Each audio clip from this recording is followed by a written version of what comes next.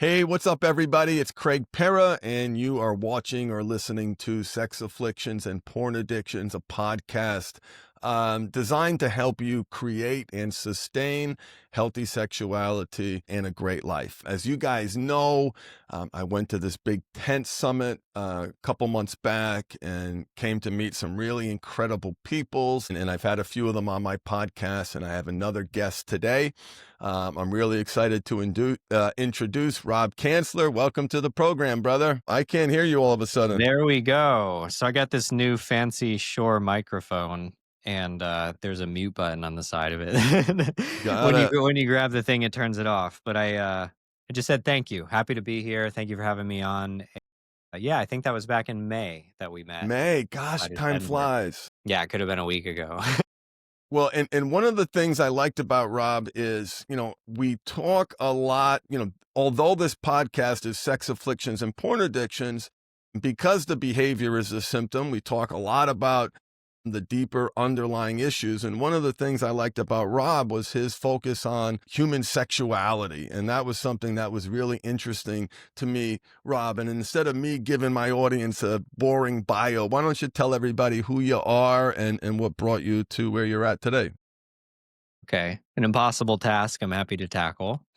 Well, my name's Rob, as you said. So, where I stand today, I run a business, do a couple different programs, have a community mastermind kind of thing that focuses on helping men, just take a sip of water, helping men have better sex and using that as let's say, a vehicle for exploring a much deeper conversation about ourselves and taking responsibility and living in integrity. And yeah, let's see. What leads me up to this, there's a couple different threads or a couple different kind of developments that I can make sense of in my past. One of them has been my own personal journey with the subject.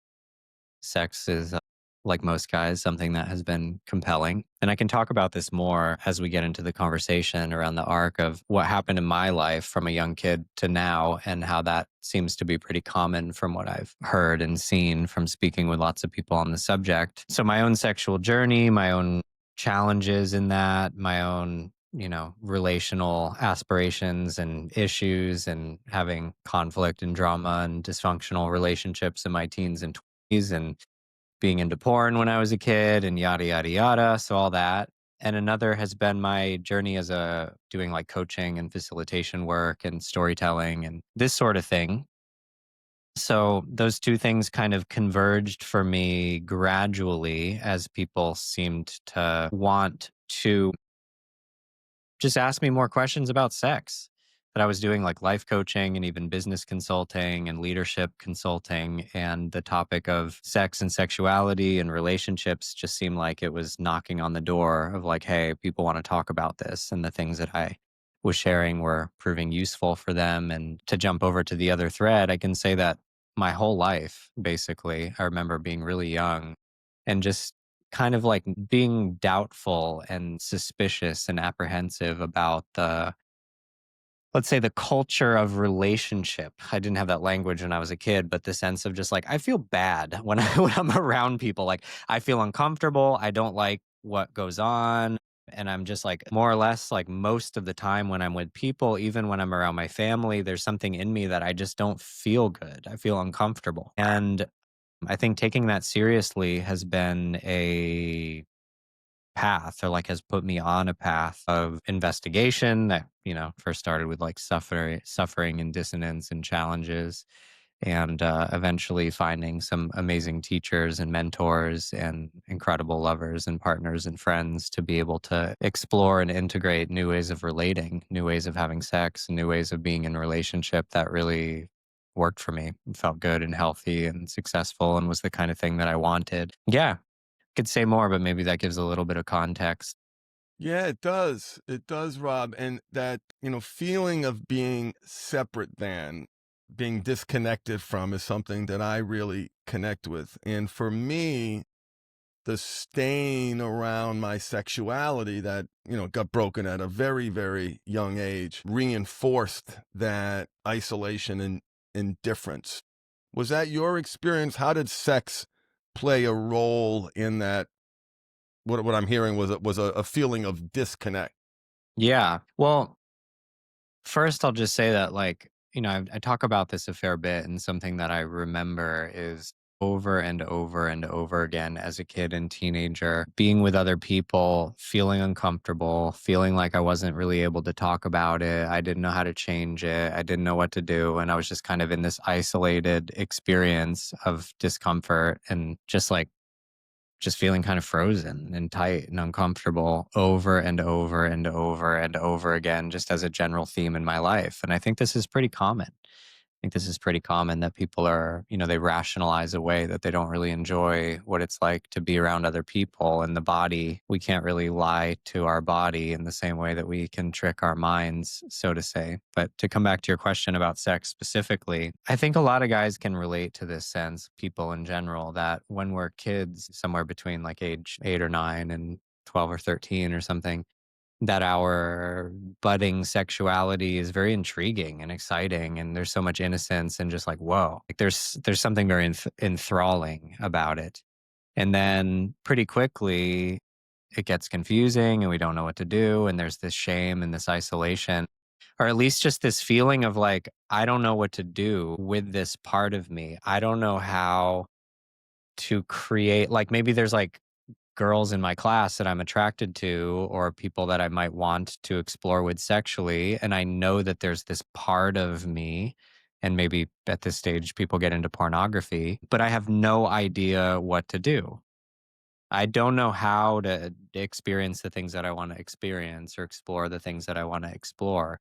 And I think this kind of breakdown and disconnection that people experience results in addiction and shame and hiding and isolation, and people feeling deeply alone with, like, there's this part of me that started off with just like innocence and goodness and intrigue, and then it translated into like, I don't know what to do with this, and now I'm alone and I don't talk about it with anybody, and then I have this private relationship with the porn I watch on my computer, and then things just escalate into an extreme sense of isolation that often has a lot of shame and unhealthy behavior and addiction, let's call it.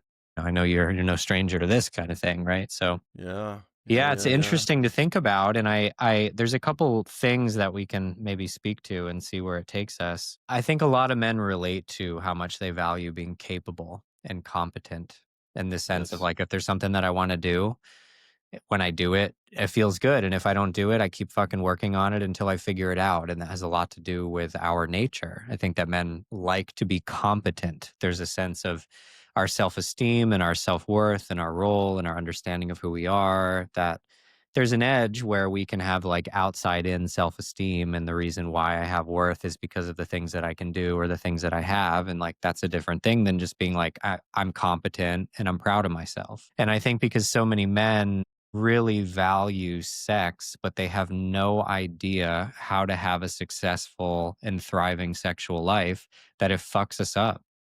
I think that it really impacts people on a deep level that most of us take for granted, that there's this part of us that we really care about, that's so exciting and meaningful to us, that wish we could be experiencing, and we don't know how to do that. So it's like failure. We're losing. There's incompetence. We are not capable of translating our desires into real world results and success and abundance in our life. And that's fucking devastating for us, usually on a subconscious level. And then that also feeds into these addictions, this stuff related to porn and other stuff that's not particularly healthy and useful. And it just causes this schism of isolation for a lot of people. And what my focus in my work has been, and I know that a lot of people that deal with addiction in other contexts, it's like, yeah, like you can be like, okay, I'm just going to stop going to the bar. But then it's like, then what are you going to do? Just like sit at home alone and watch Netflix? Like, that's not, like, there's reasons why people get involved in certain kind of lifestyle habits and addictions and things like that. And it's so much easier to just find a better thing to do than it is to just stop doing the thing that you like that's not healthy, right? Like, it's a fool's game. It doesn't Yeah. work, Break a right? habit, Like, make a habit, right? exactly. You have to, it's like, maybe, I don't remember who said this. It's somebody I was listening to online, I think, that they were just kind of like, yeah, if you're trying to break an addiction, go on an adventure. Like, make your life incredibly compelling and fun. Yes. Like, do that. It's a hell of a lot easier to break a habit that's not serving you when you just go do something that disrupts your whole life, that's incredibly immersive and amazing. It's not hard. It's like, "Oh, drinking is so hard." It's like, yeah, when you don't have a social life otherwise, like it's like that. So I think when a lot of men are like trying to get off of porn, and I'm curious to hear your insights on this, I would imagine that it's a lot easier if it were to be like, okay, I'm going to stop jerking off or whatever and start having great sex with an incredibly loving and generous woman is a way easier game to play than like now I'm just going to stop touching my penis and watching movies or whatever. It's like a very, very different thing. And I don't go super into this in my work, but there's just something in thinking of like, yeah, like let's have a real granular and honest look at the things that we might be doing that are out of integrity and could be harming us. And also let's take seriously what we want. Yeah. Well, it's you just described, Rob. We have great insight together. Like the first and second assignments in the program, when guys come to me and they're at that rock bottom, the first thing I want to know is, well, why are you here? What else do you want to do instead of doing this? Hmm. And you'll see such clarity around career, finances, health, hobbies, relationships, Hmm. spirituality. But when you get to sexuality, I add that category, those answers are always the weakest. It's the hardest one to envision this energy flowing in a healthy, constructive Yeah, way, absolutely.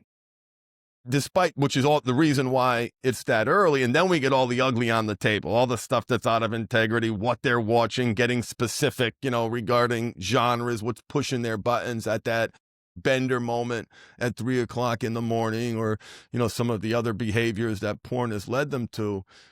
So yeah, I respect that insight. And we're both do what we do because there's such a gap. Like, you think about like how you might have trained to play soccer, or you might have trained to any skill that you have. When Yeah, you to look at eat. our Like training, fundamental stuff, like how do you eat? How do you how have do a you eat? hygiene practice? Something that's Yes, flossing, so brushing, fundamental. Exactly. That's fundamental to your nature as a man and as a cleaning human your being. ass, cleaning Exactly. yourself, cleaning Exactly. yourself. I think that people do not take seriously how much this impacts us. It's one of the things that I've seen again and again and again is these light bulb moments when somebody just affirms that that part of you that wants to have an awesome sex life is right. Like, take that seriously and it will help you out. Because I think that we don't know how to contextualize this very well. Like, there's so much even in the vernacular, people are like, "Oh, you did the dirty deed," or like you're getting nasty or something. You know what I mean? Like, it's in the mythology, the language around the mythology that sex is like this corrupted, dirty part of the human experience that we kind of would be better off without because it's just some like primal thing that's lingering or it's immature or it's hedonistic or whatever instead of like this is a fundamental part of our creativity and there's a in our expression and our relationality and our embodiment and our joy and all this sort of stuff and there's a switch that seems like and maybe food is actually a really good analogy here because it's like Great you analogy. can't just go cold turkey because you fucking need cold turkey. You know what I mean? Like you got to eat. You literally need that thing that might be actually also the source of your addiction. So, I think it's interesting to consider what is the difference between a sexuality that's like a black hole of hedonism that you will never ever satisfy, and what is healthy, fulfilling sexuality that is held in integrity and is life giving for everyone, for your legacy, for your wife, for your family, for what you're modeling to your children, the way that you show up in relationship, the quality of the love and openness that you share with your colleagues and friends. It's all related and it's so profound. Like I've just seen again and again and again in the work that we do that like people just like accidentally become a better person by learning how to fuck, which is like learning to have a thriving sexual relationship with a woman that she's deeply into also is like accidentally a way to become a better person. Well, in what you're talking about, that into so the training around sexuality is ridiculously poor. And the training on creating healthy sexuality, once it's gone awry, I also think is ridiculously poor, because what do we call it when it becomes out of control? An addiction. And what do we want to do within an addiction? Shut it down, Hmm. stop it, not do the thing to be sober. Yes. And sobriety is such a ridiculously like if you get healthy sexuality is a 10-step process. Let's pretend you and I could come up with a curriculum that we've got 10 steps. Well, not doing the thing is just one of those steps. Tell me what you think about that. I think I would want to hear more from you to get on the same page fully. I like the color of your cup and how it fits the room around you, by the way. People who are I just didn't even listening to notice that. audio. I'm colorblind. Michelle fixed it for me. Nice. Well, yeah, it's an interesting topic to investigate for sure. Well, and the reason why is because when 70% of my clients come to me from other programs, and in those programs, they've done a lot of good work, some root cause, some family of origin, some distress tolerance skills, and their primary pursuit is sobriety. Mm, And what I find is when you suppress the addict part, when you suppress the addiction, you're also suppressing your vitality, your essence, yes. your male drive. You're suppressing one of the most powerful forces in human nature Hmm. and coloring the lens of your sexuality through like avoiding all these bad things. Again, too much break a habit, not enough make a habit. I think like what we touch also has different expressions throughout our culture and through the people's lives. And one thing that comes to mind for me is thinking about how a lot of men kind of despise or even say the old ball and chain of getting into a committed relationship with a woman, because I think we don't understand how to do that without it being emasculating and depleting of our vitality and our excitement and our enthusiasm about life. So it's a sense of like, how do I let's say abstain from the flow of my sexuality in the world that I live in my pursuit of other women and the chase and all this sort of thing? How does that not impact somebody's aliveness and their vitality and their sense of their own masculinity is a skill that I think a lot we're pretty bad at as a culture. And it creates a lot of bitterness and resentment and kind of a dynamic or at least a feeling of emasculation, and women play into that too, and it's hard to break. It's hard to understand that there's an alternative, and I think this is pretty adjacent to what we're saying of like, when we do want to change things because of our values, how do we not lose the aliveness that we found in different phases of life that was really working and giving us something profound and was like a playground for our creativity and our authenticity, and there's an edge where that can just be like intensity addiction or whatever and things that we need to outgrow. But I'm curious about this. I'm curious about this. And even in more of my space than yours, I think, is people that talk about like sexual empowerment and sexual liberation often go in the direction of like extreme behavior and intensity addiction and sensation seeking and catharsis and kink and all this sort of stuff that seems like it can lend well to addiction, like this black hole where it's like it doesn't matter how much you throw in that fucking thing, you're never going to feel satisfied. So people continue to seek more spectacle and pyrotechnics and novelty forever. And I think there's a like what we're touching here is like, what is a abundant sex life that is not playing into this black hole of hedonism, addiction, dysfunction, whatever. And what I've seen in my work is that this is where it becomes a deep conversation about how nervous systems work and the kind of totality of your life and all this sort of stuff related to trauma and the childhood adaptations. And we talk a lot about responsibility and the drama triangle, just so that we can have an operable conversation about how to have the best sex life you can in a way that's aligned with your values and interests. That it's like, I wouldn't know how else to help you get that outcome if we were not going to be having a more holistic conversation about the influences of our development and our belief systems and how the nervous systems work and polyvagal theory and co-regulation. It's like you cannot even kind of crack the thing open into sexual integrity if you just think that sex is this kind of like isolated activity, because it isn't. It's like, you know, there's this interesting question that I find to be very contextualizing of like, what is your relationship with life force? What is your relationship with a life force that moves in you and through you? Right, because there's a sense of like we're animated by this thing. Like there's a fundamental base attribute of nature that pervades everything that is animated and alive. There's a vitality, and that is Yeah. sexual energy.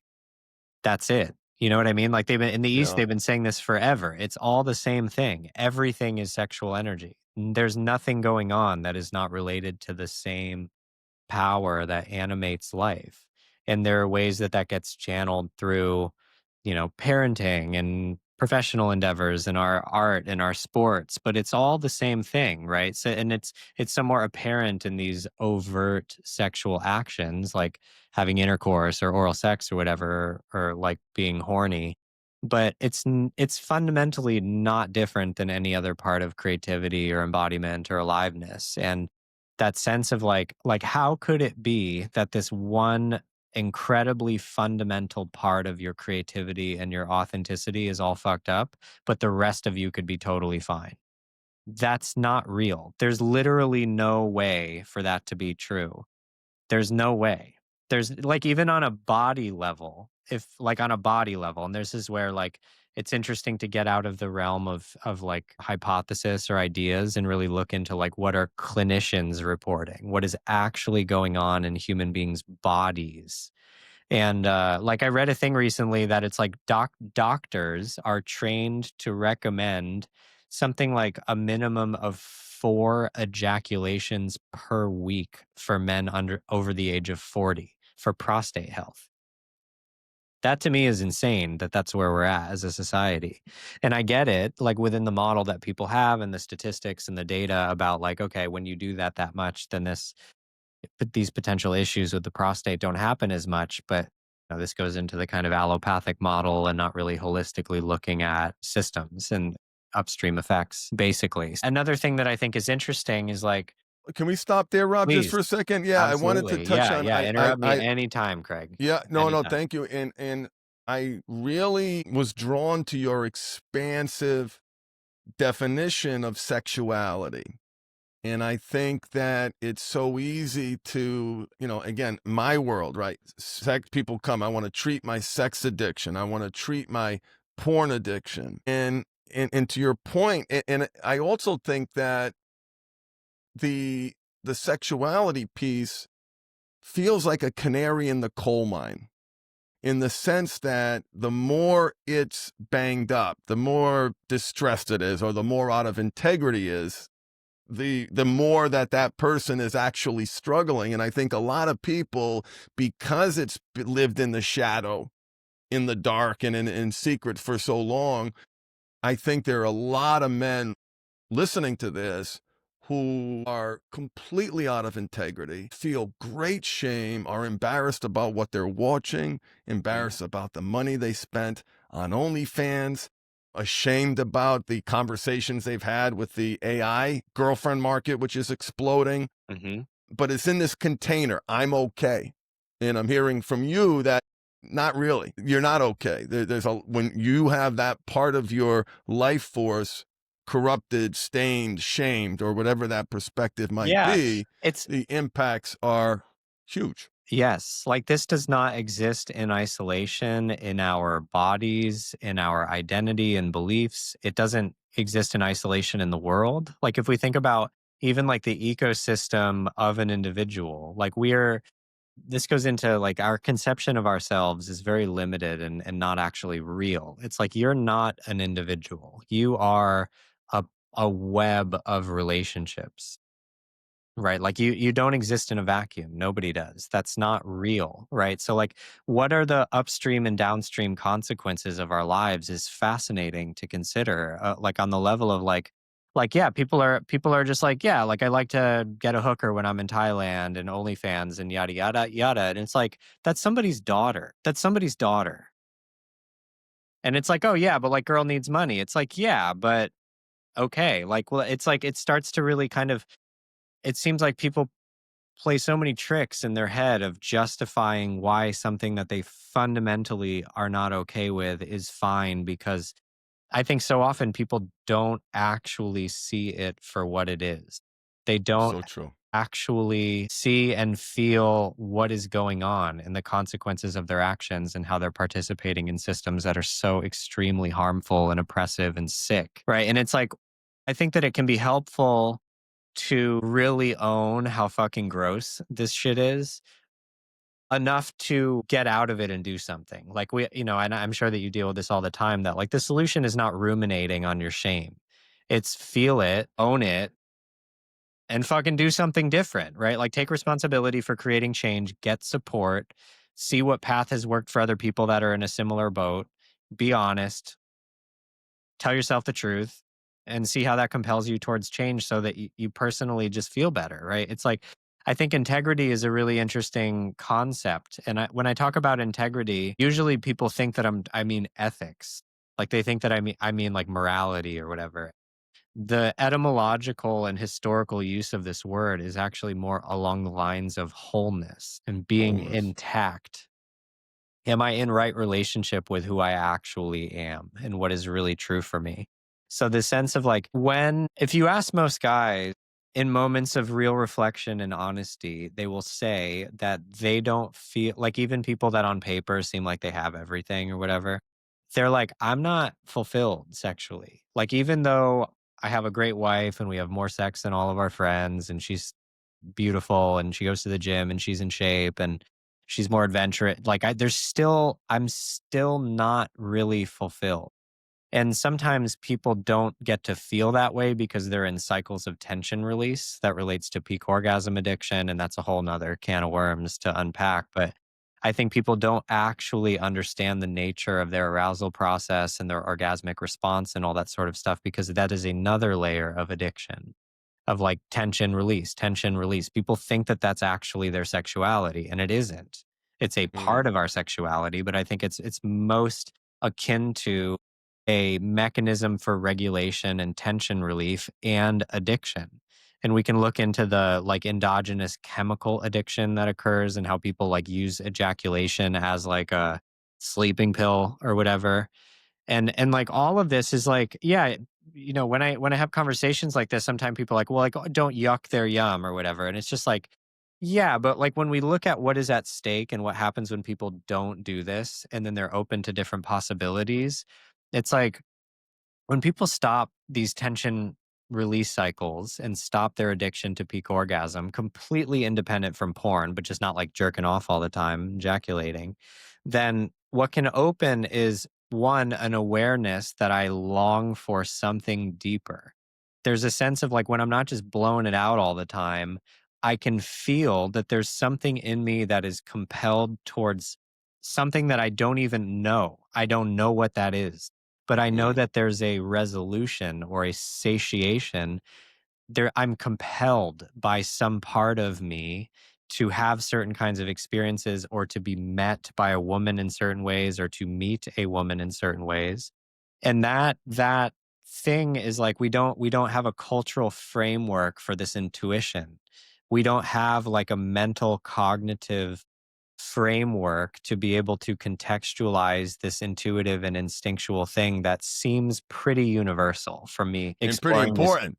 It's Pretty so universal important. and important, It's and absence of any cultural training.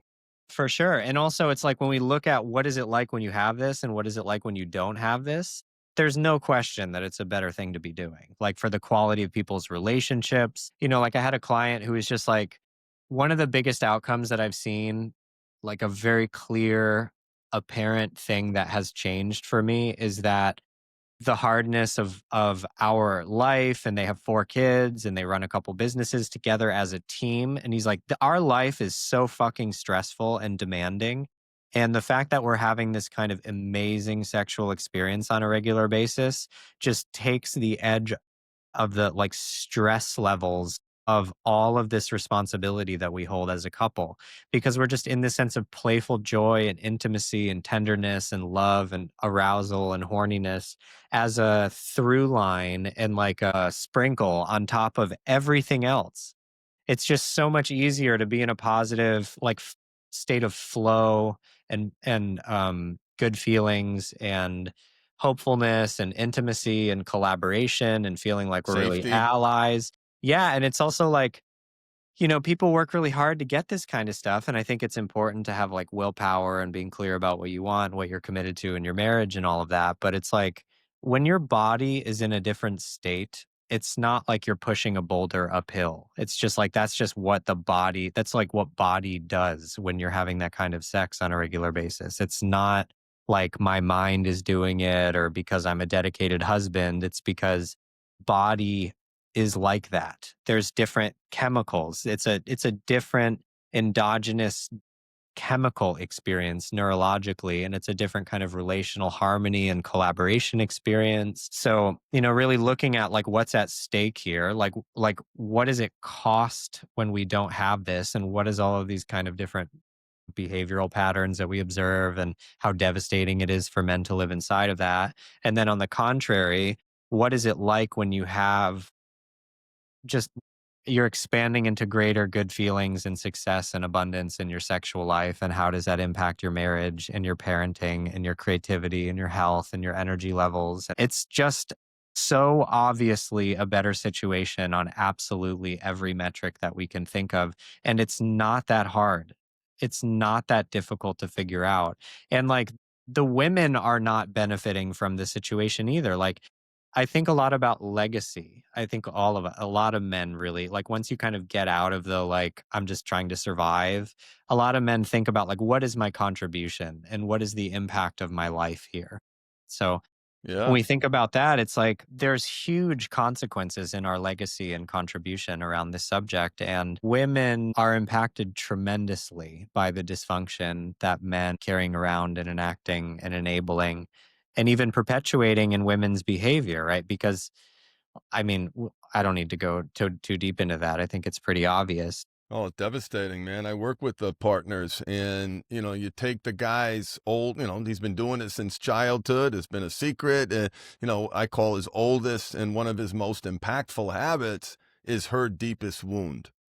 It means he doesn't love me. It means I'm not attractive. It means he'd rather be someplace else. It's a deeply internalized betrayal that and then so and now, right, you've got a guy who has these challenges sexually, now has to or wants to bring that healthy energy Yes. towards someone who is repulsed, who is grossed out by what she saw on the computer. She couldn't believe he watched the gangbangs.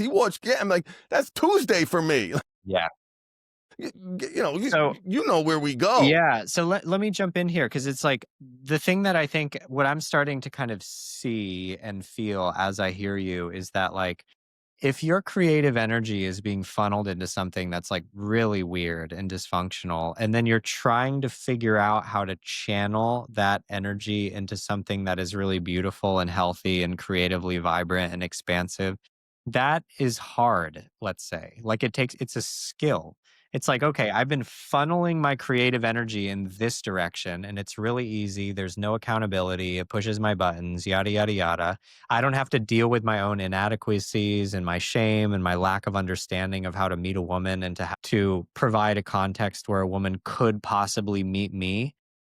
Right? Because I think that this is the issue here, Craig, is that like people do not know how to have a thriving and abundant sex life. And because they are sexual, they go into a place where it's fucking easy to just open that drain and pour it out of their dick. Right? It's like this sense of like, I don't know how to create what I want with a actual human being. So I'll just go over here and do something else. So that sense of like, okay, I want to turn the flow from like this thing over to this thing. There's a bunch of skills required because people are complicated. Like to really understand the nature of feminine sexual opening and female orgasm and to have the emotional intelligence and communication skills and to like own your shit and stop projecting and blaming and shaming her for the things that you don't understand about your own sexuality or about women is a real hero's journey for a lot of individuals, right? Hell But yeah, it's the holy grail. I call it that the is. holy grail, Exactly. For because if you sure. can do that, it means you're regulated, it means you Yes. have purpose, it means you're Totally. connected to your Totally. needs, it means you can communicate honestly, it means you're not being driven by shame, you're leading ridiculously hard. For sure. And then but also at the same time, it's only hard until you don't know how, and then it's like riding a bike.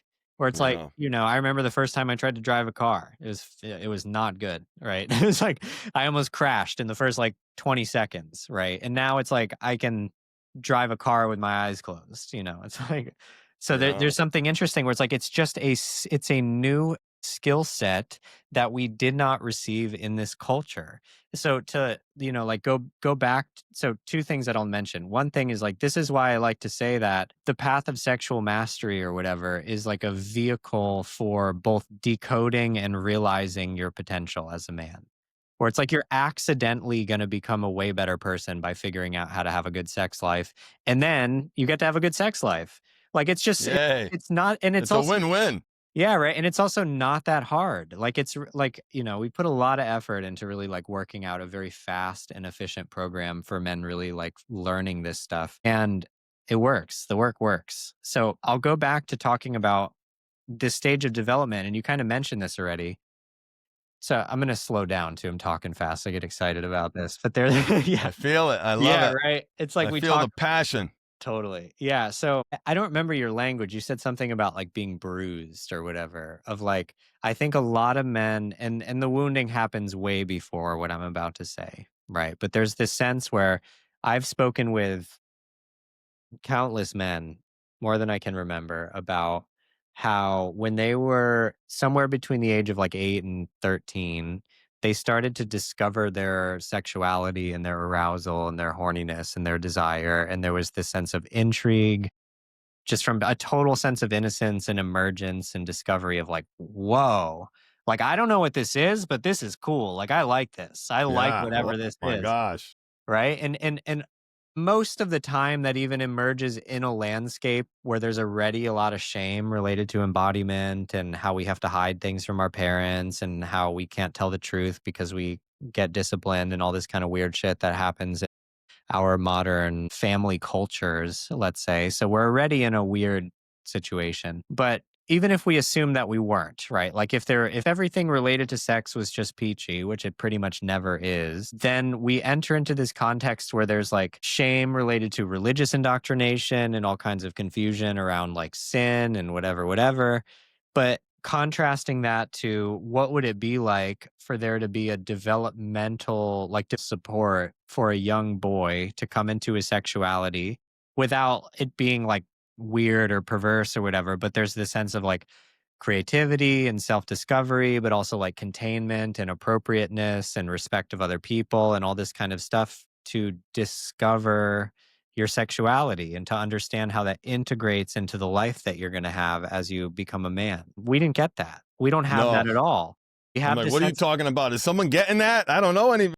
almost nobody gets that. So then it's just like no wonder you're in tough shape, dude. It's like no wonder. The contrast between what you grew up in and what you would have needed to have your sexuality develop in a supported and healthy way was so different. Like it's not your fault at all that this is fucked up, but it is your responsibility. And at this point you're an adult, you know what I mean? Like you're not a child anymore. But the thing that I think is interesting to highlight is that, like, we did not learn how to take this fundamental part of who we are and nurture it into something that could possibly be healthy and integrated into our values. Back to this word integrity. That could be a part of our wholeness, of us being intact, of us being in right relationship. Well, and it's a compounding problem too, because when you've got an entire generation of men being out of integrity, they're not raising their sons and daughters with these lessons because Yes. they're embarrassed Yes. and they're ashamed. I'm every once in a while on my podcast, I'll like, hey guys, public service announcements, get those phones away from your kids if they're under 13, because, they're being banned in some countries. The suicide rate of the exposure under 13 is higher. The younger the exposure, the higher the suicide rate. And you cannot eliminate them from discovering and finding things. And so fathers aren't having those conversations while living in a society where porn is normalized. GQ calls it healthy. Rolling Stone, the actresses that used to be, blacklisted from mainstream society are now have PG rated TikTok channels. And every 12-year-old boy knows who Bonnie Blue is, Rob. It is. And knows what she's about. And knows what she's about. In detail. And for those of you parents who are listening, mention the name Bonnie Blue in front of your children. Say you're going to watch her on TV or something and look at your kids' reactions. If they know, that means your child knows setup, Craig. that this woman has gangbanged 1,000 guys in a day. That means your child knows about this internet celebrity who's had sex with 1,000 men in a day. Watch their faces, brothers and sisters. And also listening. how this person, Bonnie Blue, is also promoting this as some kind of feminine empowerment trope. Yes. Like she's saying, like this is an expression of the liberation that we're afforded by like by our, it's like it's good. Basically that it's good, that this is a good thing, right? So that's part female of her empowerment, message. guys. So I mean, this is deeply weird. I think we're all more or less on the same page. This is it's pretty weird to say the least. Weird. So I think that there's another thing that is worth mentioning here, and you're already touching on it around how like we could put it like this. A lot of people have never met anybody who has a really healthy and thriving sex life. Ever. Wait, say that again. I want to capture that. Yes. I think most people have never even met someone who has a healthy and thriving sexual life. They've never even met another human being that is experiencing a sense of abundance and success and well-being in their sexual life ever. Literally ever. Yeah. Well, think about that. So, a lot of successful guys listen to this podcast. Think about that. Like in your business, never knowing anybody who built a business, who launched one, who was successful. It would be very hard to figure it out. It would be damn near impossible. It would be very difficult with something as abstract as quality sex and quality relationship to even conceptualize what the hell we're even talking about when we say success. Yeah. Because it would be like, you have butt sex from a chandelier with all of your neighbors. Yeah, like, you know what I mean? Like you have a Hitachi wand and you know what I mean? It's like when people conceptual, like when I start to talk about what I do, very often people assume this very perverse, extreme thing. Like they think that that's what that is. Me too. They think that that's what that is. They think that like when someone's like, oh, like I'm involved in helping people have better sex. And then they're like, oh, toys, extreme sexual behavior, polyamory, group sex, big dick pills. Like it's like that. They're like, oh yeah, I know what that is. I know what that is. Yeah, and it's like this goes back into the thing that we were talking about before of like this is a black hole context instead of there is a such thing as completion and satisfaction and health and integrity. And it's not like dry cookie cutter. It's like incredibly sexy, loving, warm, deep spiritual experiences that you get to share with the woman you love. It's not like this puritanical thing either. Like that is not what we're talking about. We're talking about like horny fucking in the full ranges of our expression.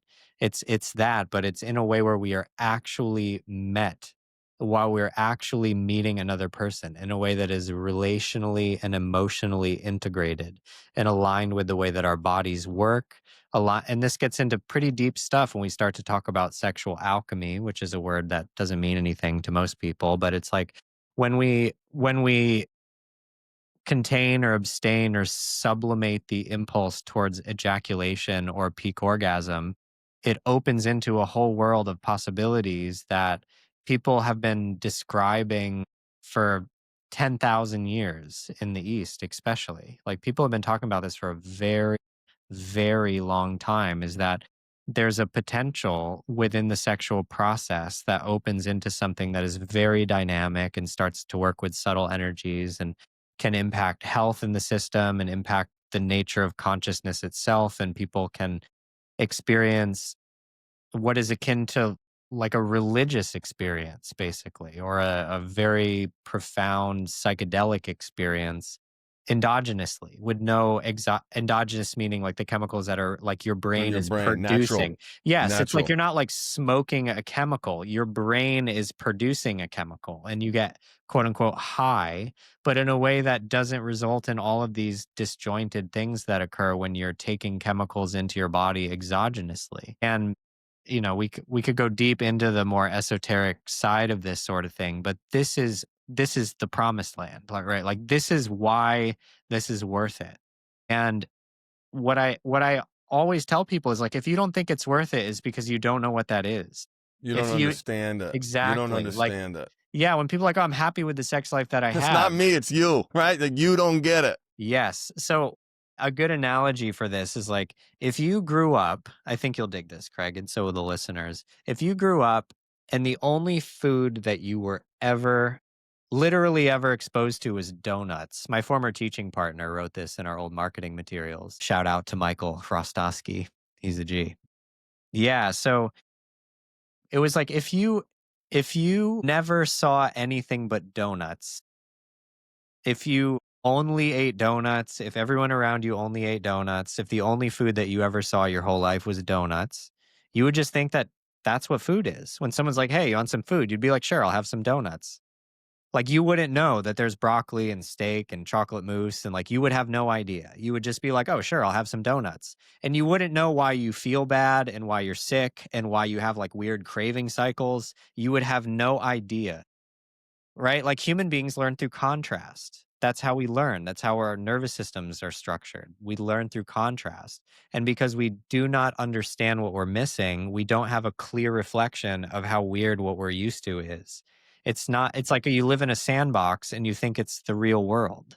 Right. And like this is where like Morpheus Matrix analogies come in, right? It's like welcome to the real world. Right. And it's like that's a lot of people have that experience when they start to have these kind of sexual encounters where it's like, I had no idea that that was even on the menu for the human experience. Well, the conditioning is so, penis and vagina, then oral, then switch. It's, very formulaic. And there's no, to use that donut analogy, when you think about what didn't we get, maybe it's easier to focus on what did we get. So what I got was, you're right, it starts earlier than those, that prepubescent and pubescent, and even, as boys and girls too, but, we touch our genitals because they feel good.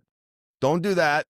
The slap in the hand, that's bad, right? That, we know before we even have, memory that that's Yeah. bad. And even on some more subtle levels, right? Where it's like your father might just feel scared or ashamed himself. Right. And then it's like kids they're like little sponges, right? They It's like see that it. sense of like, oh, I'm doing something that just feels innocent and pleasurable.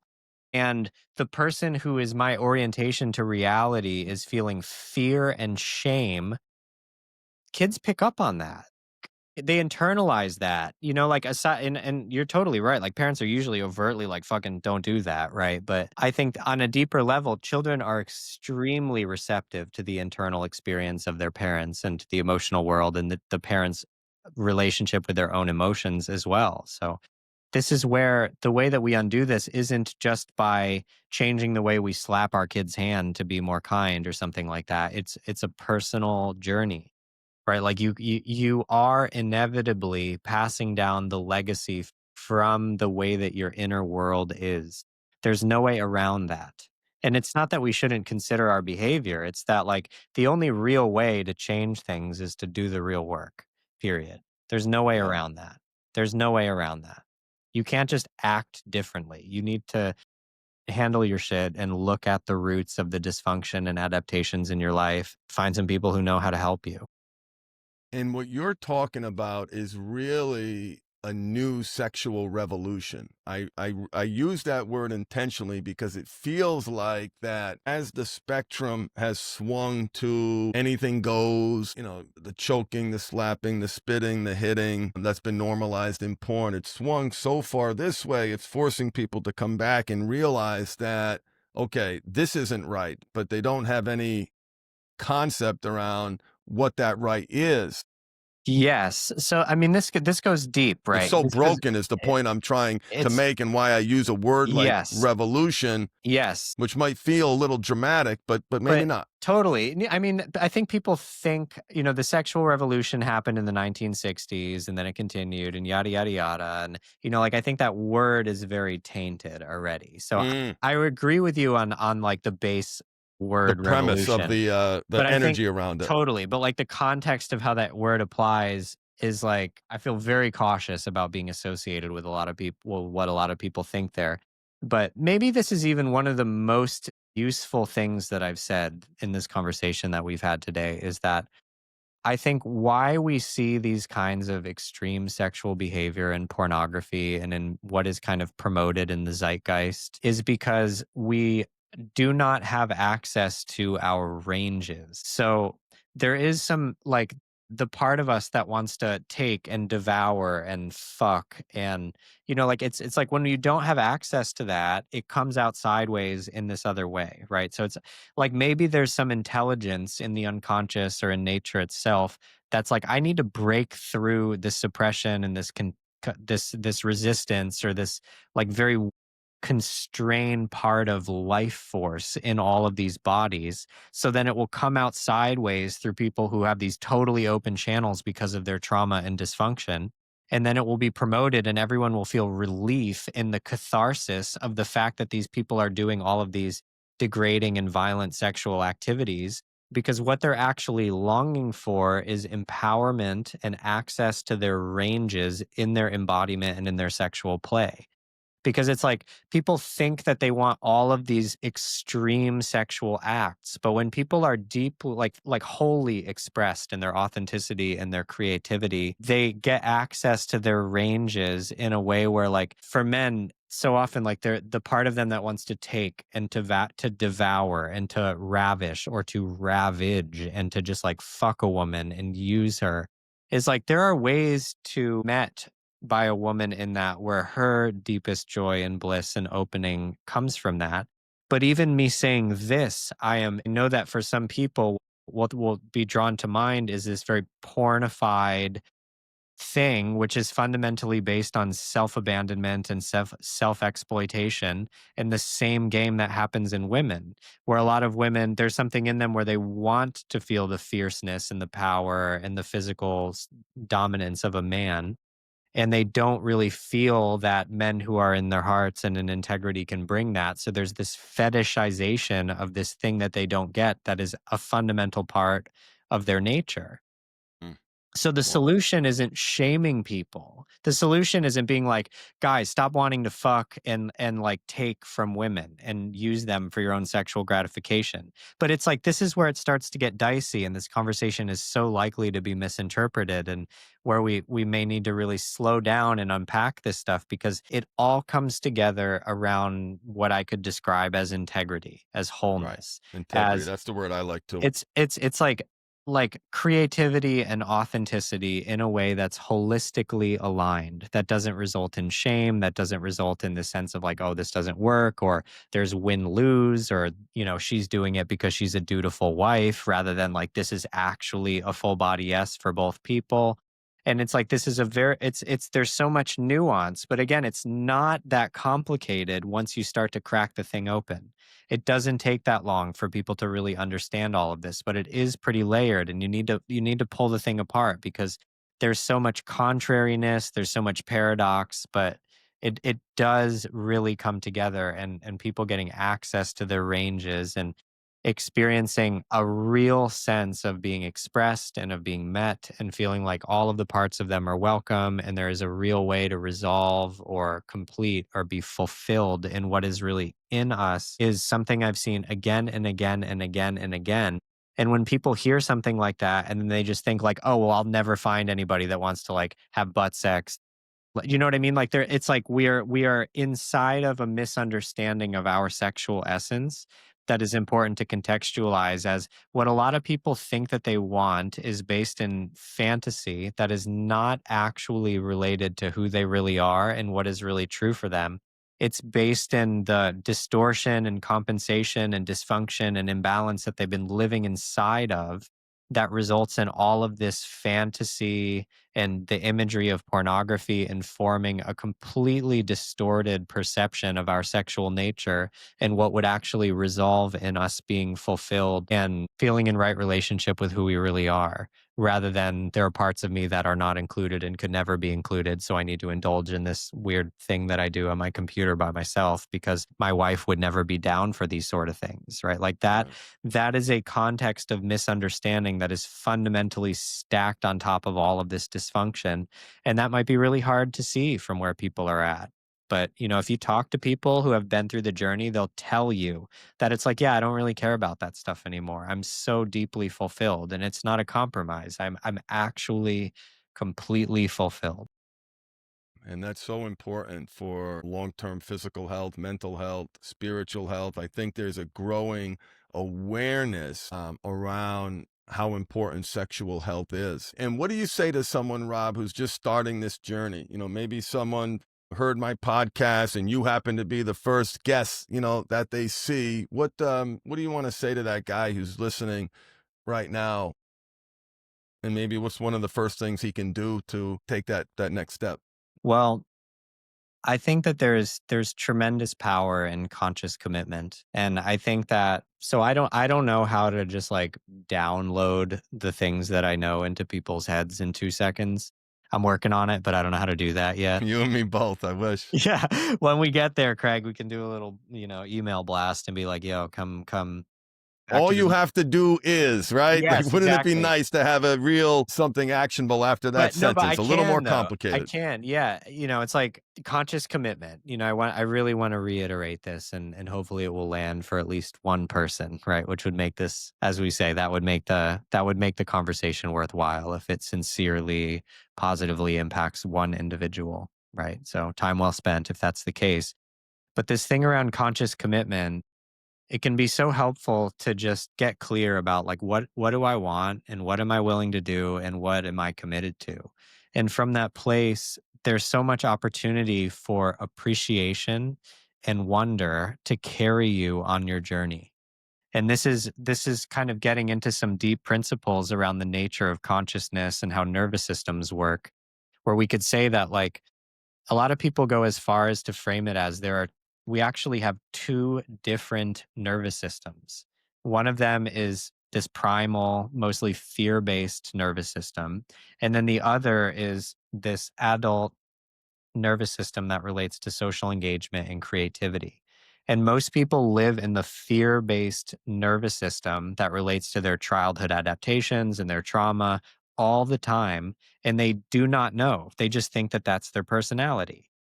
And it's not. It's not even you. It doesn't have anything to do with you. It's just things that you picked up along the way or that you inherited from your family or from the environment that you grew up in or adaptations that you developed to cope with being in a shitty situation when you were a kid. And we have all of this stuff and it isn't really who we are. So learning how to get out of that and into the creativity and into the social safety and into a real sense of presence and regulation is critical. And one way that we can do that is through conscious commitment. And from really understanding that wonder and appreciation is a way where we can take a commitment or something that we like earnestly or like, this is what I'm about now. This is what I'm going to do. This is what I'm doing. And if you don't have the solution, to just wonder, to be like, I wonder what I need and then to Right. take That's awesome. action and be very clear about it. But like appreciation and wonder is like a magic trick into possibility because it's like, yeah, you may not know the way, but like there definitely is a way and you definitely can find it if you don't get in your own way by going into your addictions, your avoidance, by running after it with this kind of frenetic energy that like, oh, I'm going to figure it all out and I'm going to be enlightened by Thursday or whatever is like, that's not it either. That's another part of the fear-based nervous system the I know this so much from my own like pathology and neuroticism is that like learning how to be in our bodies and in consciousness in a way that's actually good feeling and constructive and full of possibility is a skill. And it's very different than what we're used to. And it's something that you can learn. And the red carpet just rolls out in front of you and you figure out how to stop doing all this dysfunctional stuff. Rob, that was so beautiful.